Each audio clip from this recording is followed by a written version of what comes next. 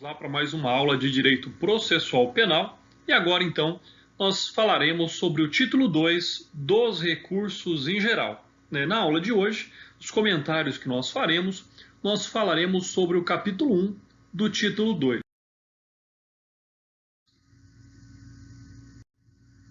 O capítulo 1 ele vai dispor então sobre as disposições gerais entre ali os artigos 574 e 580 do Código de Processo Penal. Num primeiro momento, é importante que nós façamos ali algumas considerações no tocante ao duplo grau de jurisdição. Ou seja, é importante dizer que neste momento nós já estudamos, Nós já estudamos o procedimento sumaríssimo, o procedimento sumário, o procedimento ordinário, e nós então já compreendemos, nós já temos uma concepção de que tudo isto caminha para uma decisão de mérito. Ou seja, via de regra, os recursos tendem a contrariar, a pedir a mudança, a pedir a reforma de uma decisão de mérito. Então, é importante que neste momento nós possamos perceber que o que se propõe, ao se interpor um recurso, é a modificação daquela decisão. Bom, quando nós tratamos então do duplo grau de jurisdição, se nós estamos pedindo a reforma de uma decisão de mérito de primeiro grau, esse pedido tem que ser a quem? Quem é que tem capacidade, competência para dizer que aquela decisão não está correta, que aquela decisão não fez justiça? Então, na verdade, quando nós falamos em duplo grau de jurisdição, trata-se de uma garantia individual, prevista implicitamente na Constituição Federal, voltada a assegurar que as decisões proferidas pelos órgãos de primeiro grau do Poder Judiciário não sejam únicas, mas sim submetidas a um juízo de reavaliação por instância superior. No nosso caso, aqui no estado de São Paulo, as decisões de primeiro grau, contra elas será interposto um recurso que será julgado, que será então analisado pelo Tribunal de Justiça do Estado de São Paulo. Então é importante aí nós termos essa concepção de que o duplo grau de jurisdição seria devolver esta matéria para a instância superior, para que ela possa então reavaliar se aquela decisão fez justiça ao caso concreto ou não. Então, é importante aí que nós saibamos sobre essas características dos recursos. Bom, eu disse ali que está implicitamente contido na Constituição Federal. Então, por certo, lá no artigo 5º, parágrafo 2º, diz que os direitos e garantias expressos nesta Constituição não excluem outros decorrentes do regime ou dos princípios por ela adotados, ou dos tratados internacionais em que a República Federativa do Brasil seja parte. E aí, então, a partir desse dispositivo, deve-se fazer uma conjunção com aquilo que vem previsto no capítulo 3 do título 4 da Constituição, que cuida da estrutura do Poder Judiciário, dividindo em órgãos hierarquizados e atribuindo a cada um deles a possibilidade de rever as decisões uns dos outros. Assim, então, estabelece o artigo 102, inciso 2º, da Constituição Federal, que diz: competir ao Supremo Tribunal Federal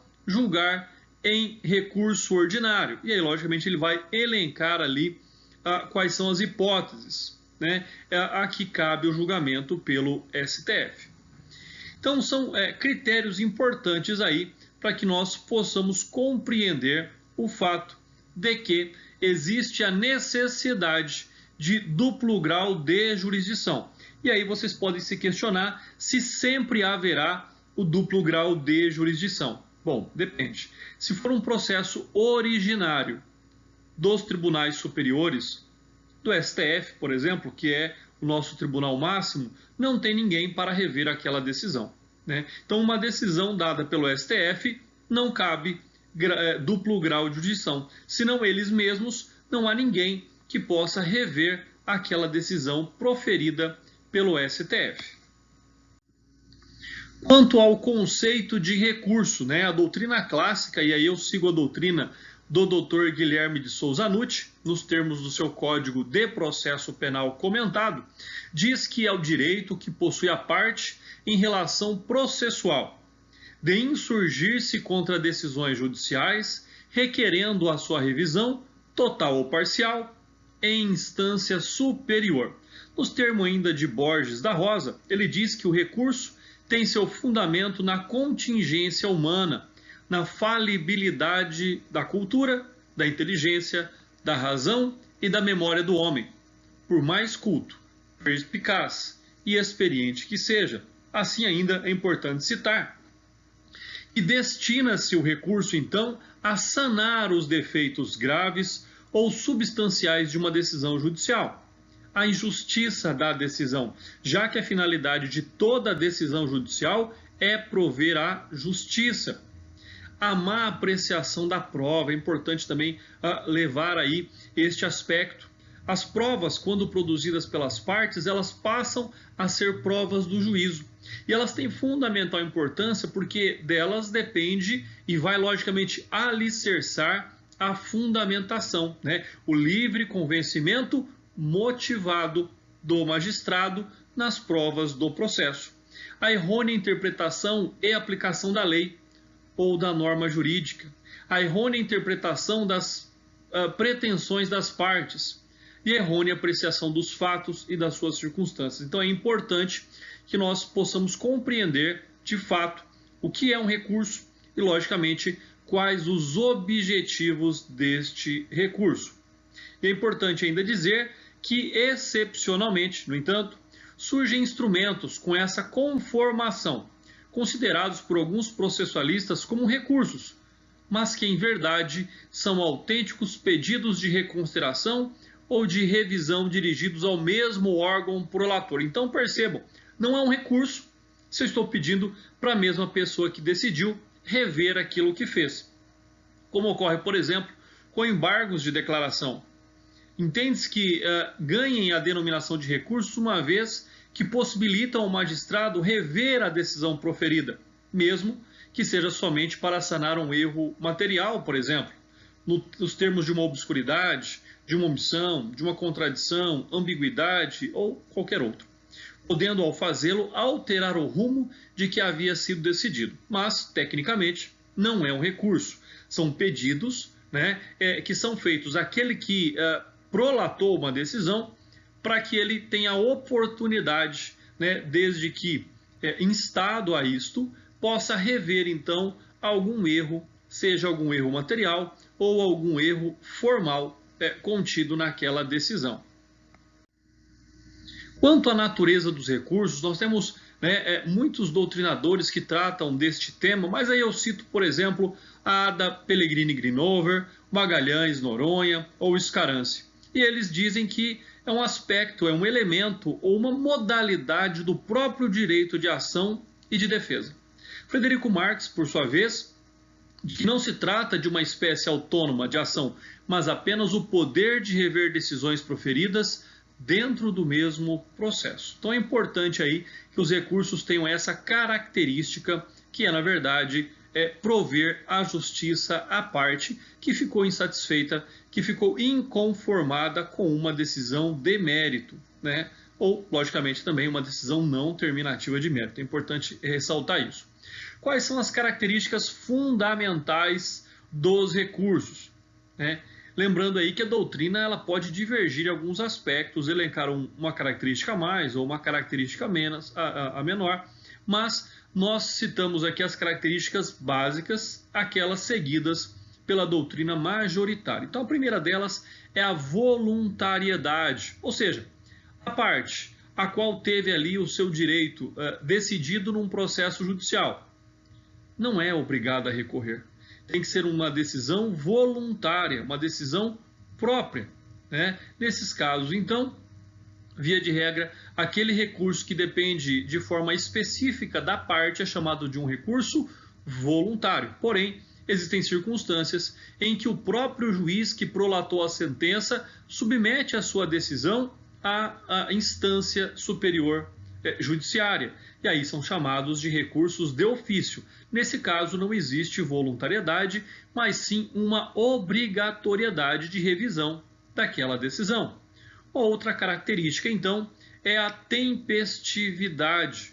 Logicamente que, para cada recurso, para cada pedido, existe um prazo determinado em que a parte pode, então, recorrer, né, demonstrando o seu inconformismo e, logicamente, quanto ao mérito, demonstrando onde e por quais aspectos este recurso, aquela decisão, deva ser reformada. E, por fim, a taxatividade, ou seja, o recurso deve estar expressamente previsto em lei. Não se pode fazer um pedido, não se pode criar um recurso que já não esteja previsto em lei. Então é importante aí que a taxatividade seja observada. Porém, como nós veremos adiante, e aqui eu já adianto, o que nós temos, na verdade, é o princípio da fungibilidade. Ou seja, ao invés de interpor um recurso adequado, por equívoco, interpõe-se um recurso outro. E nesse caso, levando em consideração a necessidade da verificação da justiça inserida naquela decisão judicial, se admite então um recurso por outro, porque o que está em jogo ali é a busca da justiça. Mas por ora, o que nós temos que compreender aqui é que a característica da taxatividade, ela determina recursos próprios com cabimentos específicos, logicamente, para determinados casos. Os efeitos dos recursos. Os recursos têm dois tipos de efeitos. Efeitos devolutivos, e esse efeito se aplica a todos os recursos, e os efeitos, e o caso aí do efeito suspensivo, ou seja, aquele que suspende a decisão recorrida, que não vai produzir efeitos enquanto ela não for reanalisada pela instância superior judiciária.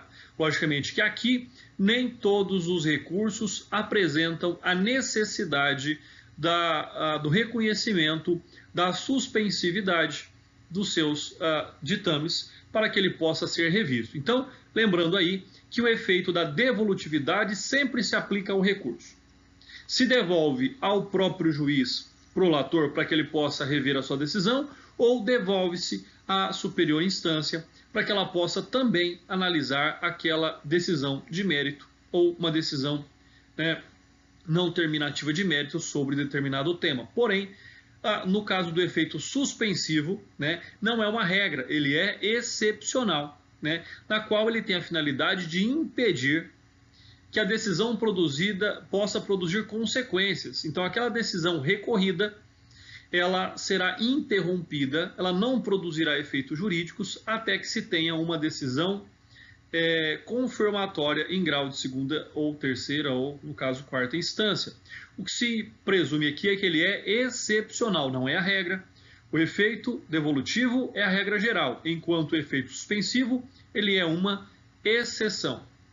E lembra muito bem aí a Ada Pellegrini Grinover, Magalhães Noronha ou Scaranzi, que não é o recurso que possui efeito suspensivo, pois a decisão sujeita a recurso não tem eficácia até que a instância superior se manifeste. Ele é um instrumento para prorrogar a condição de ineficácia da decisão. Pode-se mencionar ainda o efeito regressivo, que significa devolver ao mesmo órgão prolator da decisão a possibilidade de seu reexame, o que acontece com embargos declaratórios e outros recursos, como por exemplo o recurso em sentido estrito ou agravo em execução. E aí, no caso, nós teríamos uma outra espécie de efeito, que seria o efeito regressivo. Então, nós temos o devolutivo, que seria para a superior instância, o suspensivo, que impediria aquela decisão de mérito de produzir os seus efeitos enquanto não confirmada pela superior instância, e em tese, para alguns recursos, que devolvem ao mesmo órgão prolator da decisão a possibilidade de revê-la, e aí então levaria o nome de efeito regressivo. Vedação da reformatio impégios. É muito importante dizer que aquele que recorre, imagine só, que só a defesa recorre de uma decisão condenatória. Neste aspecto, caso o recurso não seja provido, buscando uma absolvição, uma redução de pena, também não poderá nesta análise da superior instância, decidir para piorar a situação do réu. Então aí fica essa observação relevante, que não se aplica a reformatio impejus quando somente uma das partes assim recorrer. Logicamente que, se a defesa recorre e se a acusação também recorre, nada impede que a decisão seja de acordo com o que pedia, por exemplo, a acusação, e possa aplicar uma pena ainda maior ao réu. Mas, no caso, se for um recurso único, e principalmente da defesa, não poderá aí haver uma reforma da decisão de primeira instância para piorar, para prejudicar, para aumentar a condenação deste indivíduo recorrente. Aplicação do princípio da ampla defesa em segundo grau, né? Nós já vimos que lá em primeiro grau, a ampla defesa, o contraditório, são necessários para que o próprio processo possa atingir o seu fim. E aqui não é diferente. Neste caso, né, lá em segundo grau, com a apresentação do recurso, também autoriza-se, é dado o direito, né, ao réu e ao seu defensor, ou no caso ao acusador, também de ali utilizar todas as formas possíveis de defender o seu pleito. Então é indispensável, sob pena de nulidade consistente em cerceamento de defesa, a publicação prévia da pauta dos tribunais para que o julgamento possa ser acompanhado, a publicidade de acompanhar o ato de julgamento, bem como a possibilidade jurídica de haver ali uma sustentação oral do recurso. A sustentação oral do recurso, ela ocorre na data de julgamento estabelecida pelo tribunal, no prazo, no tempo de 15 minutos, onde aquele que recorreu poderá ali, além de apresentar seus argumentos de forma escrita, como já fez pelo recurso, mas também de sustentar oralmente do porquê os esclarecimentos necessários para que o seu recurso possa e deva ser provido, né? E aí a sustentação oral e o adiamento da sessão. O que significa isso? O direito da parte interessada de sustentar oralmente perante a Câmara, no caso do nosso estudo, uma Câmara criminal ou turma, faz parte do desdobramento, então, da ampla defesa. E não é irrestrito. Tá? É importante dizer também que, em algumas hipóteses, não caberá a sustentação oral. Hoje, no momento em que nós vivemos, nós temos, por exemplo, já a possibilidade da sustentação oral, né, numa audiência, num julgamento, por exemplo, virtual. Então, isso é uma questão bastante interessante aí. Cabe conferir aí o precedente do STF que diz: o Supremo Tribunal Federal fixou o entendimento de que, por possuir caráter facultativo, o indeferimento do pedido de adiamento de sessão de julgamento pela impossibilidade de comparecimento do advogado da parte para oferecer sustentação oral não gera nulidade. O que é que ele está dizendo para nós? Está marcado ali a data de julgamento daquele determinado recurso. O advogado já se manifestou pela intenção de fazer a sustentação oral. O que acontece? Numa outra data. Então ele pede que haja um adiamento, né, daquele julgamento, porque naquela data prevista, por exemplo, ele não estaria presente. E aí, logicamente, o tribunal não é obrigado a deferir esse pleito e não será considerado cerceamento de defesa, já que existe a possibilidade numa determinada data. Importante dizer aqui ainda que, logicamente, se esse pedido de adiamento ou esse pedido de prorrogação, né, de dilatação do prazo aí para posterior do julgamento deste recurso, se for devidamente motivada por razões plausíveis e sérias, pode, logicamente, o tribunal aceitar deferir esse pedido. O que nós falamos aqui é que o pedido pode ser feito, né, tanto de adiamento quanto de postergação do julgamento. Agora, se o tribunal não entender que as razões são suficientemente cabíveis para que esse pedido seja deferido, também não será considerado essa negativa como cerceamento de defesa. Então é importante aí nós observarmos muito bem os precedentes da jurisprudência com relação a esse tema. Amplitude do efeito devolutivo em recurso da defesa. O que é que significa isso? Interposto o recurso pela defesa, então devolve-se à instância superior amplo conhecimento da matéria, sem qualquer cerceamento ou limitação desde que o enfoque seja favorável ao acusado. E aí vem aquilo que dissemos agora há pouco. O que não pode, por exemplo, é uma análise diferente do que se pede e para prejudicar o réu. Por exemplo, o réu entra ali com um recurso, ele interpõe um recurso pedindo a redução de pena. E, na verdade, o tribunal entende que ali cabe uma absolvição, não há problema nenhum, né? Para benefício do réu não há nenhum impedimento. O impedimento ele existe para prejudicar o réu, ou seja, impégios. E aí fica mais uma vez o precedente do STF que diz: a apelação da defesa, salvo limitação explícita no ato da sua interposição, devolve ao tribunal todas as questões relevantes do processo, independentemente delas terem sido arguidas pelos recorrentes nas razões de apelação, ou no caso, no pedido de aditamento. Então, é importante dizer aí que quando se devolve essa análise da matéria para a instância superior, não se limita em benefício do réu, mesmo que não conste dos termos do recurso. Pode ali o tribunal observar matérias outras que não foram ventiladas, por exemplo, pela defesa, em favor do recorrente. Diz aí então o artigo 574 do Código de Processo Penal: os recursos são voluntários, excetuando-se os seguintes casos, em que deverão ser interpostos de ofício pelo juiz. Inciso 1. Da sentença que conceder habeas corpus. Inciso 2. Da que absolver desde logo o réu com fundamento na existência de circunstância que exclua o crime ou isente o réu de pena, nos termos lá do artigo 411 do Código de Processo Penal. Então, percebam que, via de regra, os recursos são voluntários, exceto nessas duas hipóteses, em que se aplica, então, o recurso de ofício pelo próprio magistrado julgador. Voluntariedade dos recursos, nós já falamos sobre isso. Recurso de ofício. É importante citar aí a súmula 423 do STF. Não transita em julgado a sentença por haver omitido, o recurso ex officio, que se considera interposto ex lege.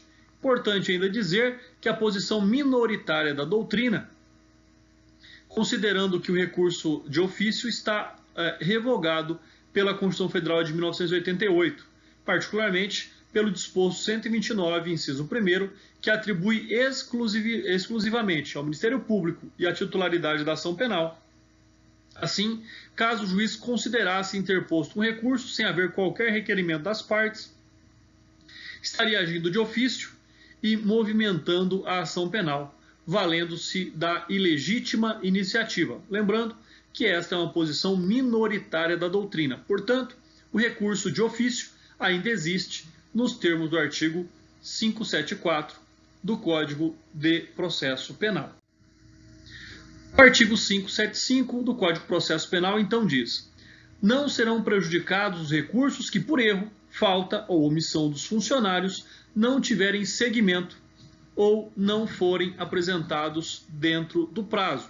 O que se presume nesse caso é que a parte interpôs o recurso no prazo e aí então deixou-se de dar andamento nos termos das ações cartorárias. E aí, logicamente, que a parte não pode ser prejudicada por isso.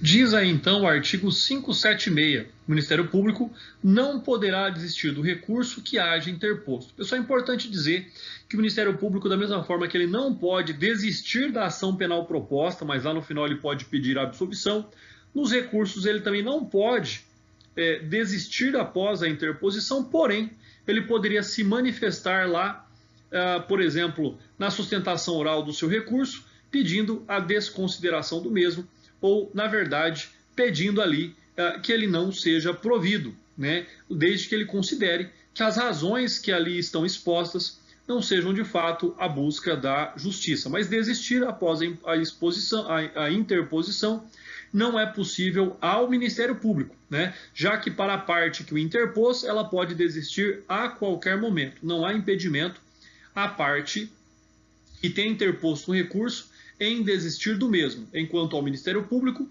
depois de interposto, não pode desistir. O que ele pode, na verdade, seria ali se manifestar pelo não provimento do próprio recurso, o que na prática eu nunca vi acontecer.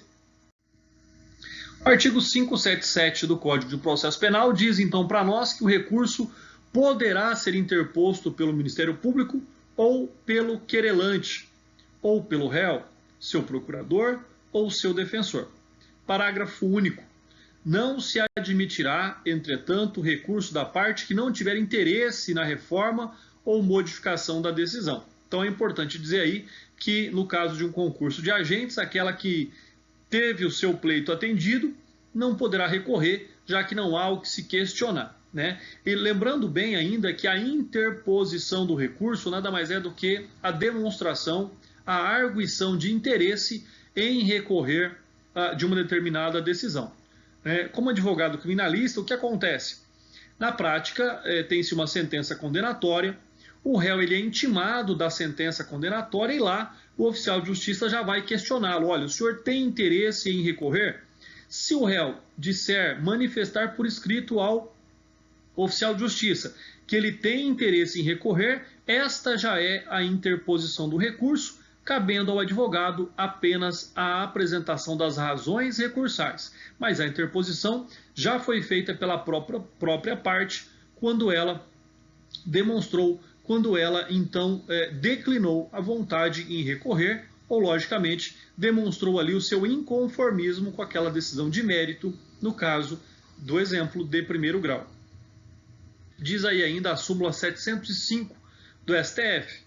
A renúncia do réu ao direito de apelação manifestada sem assistência do defensor não impede o conhecimento da apelação por este interposta. Então percebam, quando o réu ali ele expressa a sua vontade em recorrer, o advogado tem que apresentar as razões recursais. Porém, se o réu ali manifestar a sua vontade em não recorrer, e nesse momento ele não tinha sido orientado pelo advogado das consequências da sua renúncia ao direito de recurso, isso não impede que o advogado venha posteriormente e interpor um recurso de apelação, logicamente dentro do prazo previsto para tal recurso, e aí assim então possa seguir o seu trâmite natural, a interposição do recurso, com logicamente o julgamento deste recurso sob superior instância. Possibilidade de trâmite concomitante entre dois recursos interpostos pelo réu por meio de defensores dativo e constituído. Pessoal, olha só, essa é uma questão muito bacana, que imagine só, a pessoa teve, durante o processo crime, ela foi acompanhada por um defensor dativo. Quando condenada, fica com medo, talvez ali, da condenação, dos efeitos da condenação, e olha, o defensor dativo não me agradou, tive um resultado que não era esperado, vou contratar agora um defensor particular. E nesse momento a pessoa vai lá, contrata um advogado, não avisa o defensor que contratou, por exemplo, esse advogado, e no momento em que o advogado contratado vai apresentar o seu recurso de apelação, o defensor já havia apresentado. Existe algum problema? Logicamente que não. Os dois recursos vão subir para análise e aquele que for mais favorável, aquele que preencher notadamente ali os interesses, melhor os interesses do recorrente, será o recurso sob análise. Tem aí o acórdão do Tribunal de Justiça de São Paulo que diz: decisão que deixou de receber apelação interposta por advogado constituído, indeferitório, fundado no fato que já transitava idêntico recurso da iniciativa de um defensor dativo, é uma inadmissibilidade.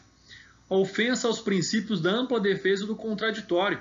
Condenado que tão logo intimado a sentença constitui defensor de sua preferência e confiança para dela apelar, titularidade do exercício pleno de recorrer. Processamento concomitante, porquanto inexiste colidência na duplicidade dos impugnativos, devendo ser apreciados sucessivamente todas as linhas de defesas, ou seja, tanto do recurso apresentado pelo defensor dativo, quanto do recurso apresentado posteriormente pelo defensor constituído. Então, toda a interpretação, desde aquela que nós estudamos lá no início do curso de Direito Penal, sempre a interpretação ela é indúbio pro réu. E nesse caso, nem dúvida não há. Havendo dois recursos que são favoráveis por interesse do réu, os dois deverão ser analisados sucessivamente em todas as teses aplicadas ali ao mérito. Artigo 578 do Código de Processo Penal. O recurso será interposto por petição ou por termo nos autos, assinado pelo recorrente ou por seu representante. Parágrafo 1º. Não sabendo ou não podendo assinar, o réu assinar o nome, o termo será assinado por alguém a seu rogo, na presença de duas testemunhas. Parágrafo 2º. A petição de interposição do recurso com o despacho do juiz será o dia seguinte ao último prazo. Entregue ao escrivão, que certificará o termo da juntada e a data da entrega. Parágrafo 3º. Interposto o termo de recurso, o escrivão, sob pena de suspensão por 10 a 30 dias, fará conclusos ao juiz, os autos ao juiz, até o dia seguinte ao último do prazo. Então é importante aí perceber o trâmite que ocorre, o trâmite que se deve praticar após a interposição do recurso. E como ocorre, então, a admissibilidade desse recurso? Para que o recurso, então, tenha seguimento e seja encaminhado à instância superior, deve ser feita de regra pelo órgão que proferiu a decisão, excepcionalmente, a avaliação da recorribilidade, que é feita pelo mesmo órgão ao qual será destinado o recurso. Tal ocorre não somente quando o órgão ACO deixa indevidamente de dar seguimento ao recurso e a parte reclama pelos instrumentos próprios, que também são recursos, diretamente ao Tribunal Superior, mas também quando o órgão adquém vai proceder ao julgamento do mérito. Então, aí ficam essas características importantes com relação à interposição do recurso. Lembrando que a interposição do recurso é aquele pedido, é aquela vontade demonstrada do inconformismo e, logicamente, de recorrer. Após a interposição, nós temos a apresentação das razões recursais, em preliminares e em mérito. Pressupostos da admissibilidade do recurso. Então é importante aí frisar que para que um recurso seja admitido e encaminhado à superior instância para julgamento, precisa ser um recurso cabível, precisa ser um recurso adequado, tempestivo. Importante ainda dizer que o recurso deve ser interposto por interesses da parte e abarcado também a sua legitimidade. Então é importante que seja o recurso cabível, adequado e tempestivo como regra geral. E aí então nós temos os pressupostos objetivos, que são os envoltos pelo interesse da parte e abarcados pela legitimidade. Importante aí esses pressupostos da admissibilidade, tanto os subjetivos quanto os objetivos são indispensáveis para que esse recurso possa ter a sua admissibilidade e aí então que esse recurso possa ser analisado pela superior instância. Mérito do recurso, ou seja, o que de fato se pede no recurso? Ser simples e objetivo. É importante que o mérito seja claro, que aponte quais são os traços, quais são os pontos da decisão atacada, devem ser revistos e aí então a decisão ser reformada para que a justiça seja feita ao réu. Então, ultrapassada essa fase da admissibilidade, o órgão competente para reavaliar a matéria julgada e impugnada pela via recursal deve analisar o mérito do recurso, ou seja, eu estou falando aqui da superior instância.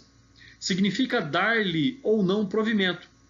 É isto, considerar equivocada a decisão impugnada, reformando-a ou até mesmo anulando-a, verificando ali um vício insanável, ou crer acertada a decisão recorrida, negando provimento ao recurso. Então percebam que nós temos ali, na verdade, duas situações muito antagônicas. O tribunal pode dar provimento ao recurso, o tribunal pode denegar aquele recurso, ou seja, não dar provimento ao recurso. O provimento pode ser total ou parcial e, logicamente, quando se nega provimento ao recurso é porque ele não tem ali nenhuma capacidade de alterar ou de demonstrar que aquela sentença não foi de fato justa. Então é importante aí também avaliar essas possibilidades que ocorrem quando da interposição de um recurso. Formalidades para a interposição do recurso. Como todos os aspectos do direito, existem logicamente aqui formalidades a serem seguidas. Porém, o Código de Processo Penal exige que os recursos sejam apresentados por petição ou por termo nos autos, não se aceitando, pois, a forma verbal. Entretanto, não se pode dar apego desmensurado às formalidades processuais. É possível que um réu manifeste seu desejo de recorrer oralmente, assim que toma conhecimento na audiência ou no plenário do júri da sentença condenatória. Merecendo seu apelo, deve ser devidamente processado, ainda que não tenha havido a redução a termo. Até porque, aqui, como nós já sabemos, o que importa e o que se aplica é a garantia do direito de defesa, e, logicamente, aqui, o recurso é um direito de defesa daquele que venha a ser condenado. Fundamentação do recurso. Pode ou não ser exigido. O que significa isso? Conforme o caso. Exemplo, no caso do protesto por novo júri, por exemplo, hoje extinto, não havia necessidade de fundamentar o pedido. Por outro lado, como lembra Liaada, o Magalhães e o Scaranzi, existem os recursos de fundamentação livre ou de fundamentação vinculada. Então, é importante, os recursos merecem e devem ser fundamentados. Os primeiros comportam qualquer tipo de alegação, demonstrando inconformismo da parte com a decisão proferida, tal qual ocorre como, por exemplo, o recurso de apelação. E esses, logicamente, que são a maioria dos recursos. Os segundos devem ser apresentados contendo a descrição dos erros ou os equívocos previamente descritos em lei. Então, importante dizer que a regra geral é que os recursos são de fundamentação livre, e aí existem exceções quanto a esta regra. Dispensa das formalidades. Tem sido dispensada a exigência de assinatura a rogo, com duas testemunhas, substituindo-se pela impressão digital do recorrente. Normalmente quando aposta na frente do oficial de justiça, até porque o oficial de justiça tem fé pública. Dúvida quanto à tempestividade.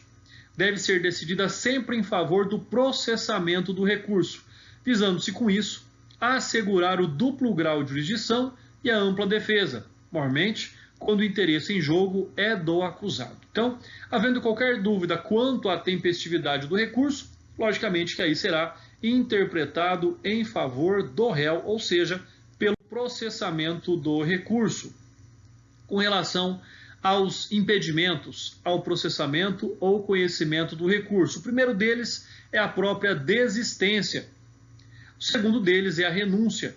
Então, olha só, o que nós temos aqui? Quanto aos impedimentos ao processamento ou conhecimento do recurso. Aquilo que impede que a segunda instância possa rever aquela matéria atacada. Desistência, quando o réu, acompanhado de seu defensor, não mais deseja persistir no inconformismo, já que para o Ministério Público não é possível desistir do seu recurso. Para o réu existe essa possibilidade.